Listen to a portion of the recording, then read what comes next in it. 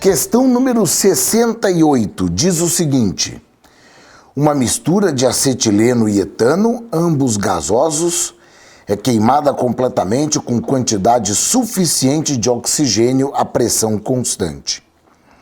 A água formada é gasosa e assim permanece durante todo o experimento. Quando o sistema é resfriado até a temperatura original, o volume final é o mesmo do inicial. Qual é a fração molar do acetileno na mistura inicial de hidrocarbonetos? Muito bem.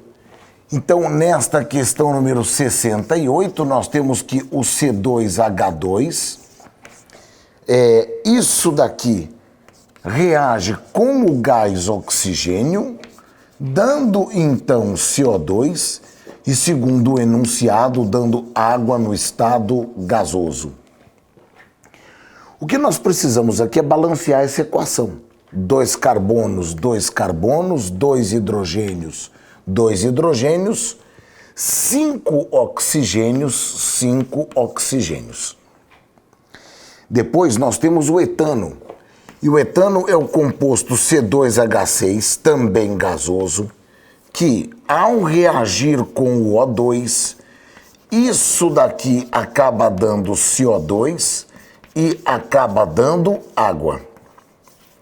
2 carbonos antes, 2 carbonos depois. 6 hidrogênios antes, 6 hidrogênios depois. 7 oxigênios depois, 7 oxigênios antes. Muito bem. O que acontece é que o número de mols de gases é absolutamente proporcional ao volume ocupado pela equação de Clapeyron, que diz que PV é igual a nRT. Neste caso, a temperatura ela não muda. O R é constante, a pressão foi dita constante. Então, o número de mols é proporcional ao volume. Quantos mols de gases eu tenho antes? 1 mais 2,5, 3,5 mols antes. Quantos mols de gases eu tenho depois? Eu tenho 3 mols de gases depois. Quantos mols de gases eu tenho antes? 4,5 mols, que é 1 mais 3,5. E eu tenho 5 mols de gases depois. Então, o que acontece é que aqui eu diminuí meio mol e aqui eu aumentei meio mol.